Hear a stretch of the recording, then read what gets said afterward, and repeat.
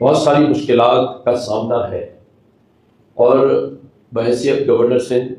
میرے تمام میڈیا کے دوست اور میرے علماء کرام کی گوشہ گزار میں یہ کرنا چاہتا ہوں کہ 18ویں ترمیم کے بعد اس گورنر کے پاس کوئی ایسی ایگزیکٹو اختیار نہیں ہے جس کو میں فی الفور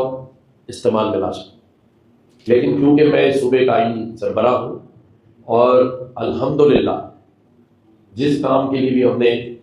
اس صوبے کی بیوروکریسی کو، پولیس کو رابطہ کیا ہے، تو ہمیں کبھی کسی نے کام نہیں کیا، اور اس کی بڑی وجہ یہ ہے کہ ہم نے کبھی کسی ذاتی کام کے لیے فون نہیں کیا۔ یہ میں اللہ تعالیٰ کو حاضر ناظر جان کر کہہ سکتا ہوں، اور بشیر بھائی گواہ ہیں اس بات کے،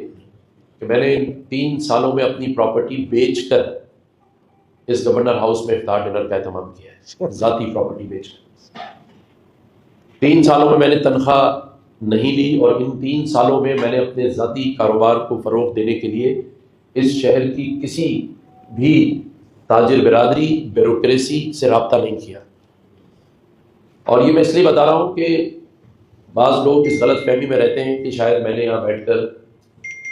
عوام کے ٹیکس کا پیسہ استعمال کیا ہو، تو یہ بھی آج میں آپ سب کو بتا دوں کہ گورنر ہاؤس کے کسی پروگرام میں بھی 1 روپیہ بھی بچوں کے پڑھنے سے لے کر مالکہ حق کی تقریبات تک عوامی ٹیکس کا، عوام کا یا حکومت کا یا گورنر ہاؤس کا یا گورنمنٹ کا 1 روپیہ میں نے خرچ